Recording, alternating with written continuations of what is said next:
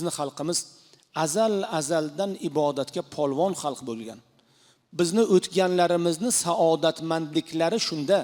Bundan 500 yil oldin million dona pishiq g'ish ketgan ushbu masjidni qurgan odamlar ibodatda bo'lgan, toatda bo'lgan. Hatto u paytda dunyo paxsani ham esiga keltirmagan. Paxsaga zo'rg'a yashagan, chaylalarga yashagan, qora asrlar deyilgan, zulmat asrlari deyilgan. Bizni bobolarimiz hayya alas saloh deb ana shularni qurganlar. Alloh taolo ulardan rozi bo'lsin. Alloh taolo ularni rahmat qilsin. 10 ta xonadonga bitta masjid to'g'ri kelgan. Ana bu yerda yoshi kattalar bor. Qishloqlarimiz juda kichkina edi. Bo'lsa 20 ta qishloqqa xonadon bo'lardi, to'par. Har biriga bitta masjid, bitta hovuz bo'lardi, bitta quduq bo'lardi. Markaz o'sha yerda edi. 5 vaqt odamlar namoz o'qirdi. Shaharga borsangiz, har 100 metrda bir masjid. Eski shaharga kiraylik, ko'raylik. Har 100 metrda bir masjid. Shunday masjidiki, barcha xonadonlardan baland bo'y cho'zib turibdi.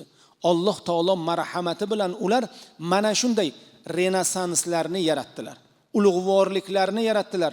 Ularning nomlari dunyoning arziydigan pallalarida turibdi. Bizni bobolarimiz ham mana shunday.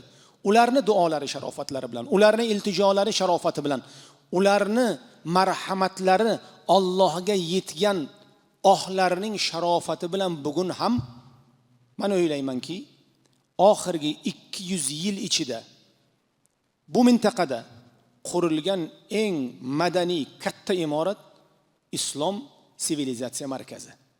Madaniy imoratlar ichida bu 200 yilda mintaqada unaqa imorat qurilmadi.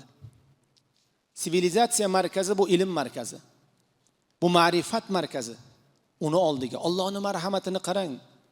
O'rta Osiyodagi yagona katta masjid qurildi, u ham bo'lsa Imom Buxoriy masjidi.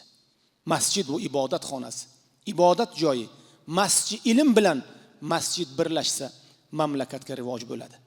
Qadimda bibilarimiz, bobolarimiz, momolarimiz nafaqat bu 5 vaqt namoz, nafaqat bu ibodatlar, vaholanki undan yuqori olimlik darajasida bo'lganlar. Olimlik maqomiga yetganlar.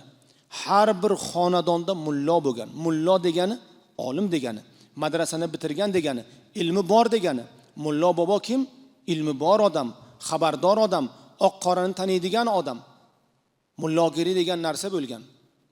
29-yil, 27-yil mullogiri, ya'ni bilgan olimlarni, mullolarni istibdod tuzumi yo'qotgan.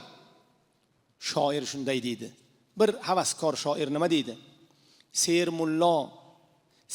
mullotar az injo jo nabud. Hech yak xonadonаш be mullo nabud.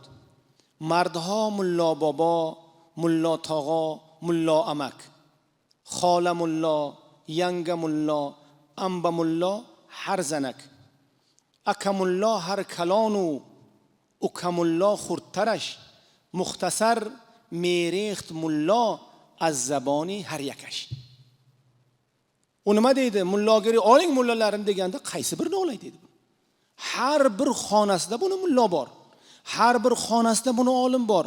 Hozir bir ko'chada 2 ta professor bo'lsa, o'sha ko'chaning nomi ulitsa professorov bo'ladi. Professorlar ko'chasi bo'ladi. Vaholanki 2 ta professor umrining oxirida o'zi qilgan ishdan o'zi rozimi, Xudo biladi. Ammo har bir xonadonda Sharif Buxoroni, Azim Samarqandni, Buyuk Shoshni har bir xonadonida mullo bo'lgan. Nima deydi? Ser mullotar az injojo nabud.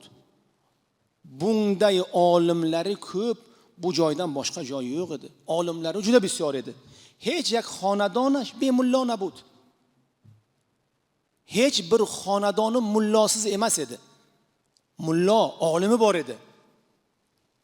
Har mard, mardosh, mardho, mullo bobo, mullo tog'o, mullo amak. Tog'o, amak emas. Diniy saviya pasaysa, farosat kamaysa, amak, xola, yanga, mullo bobo, mullo tog'o, mullo amak.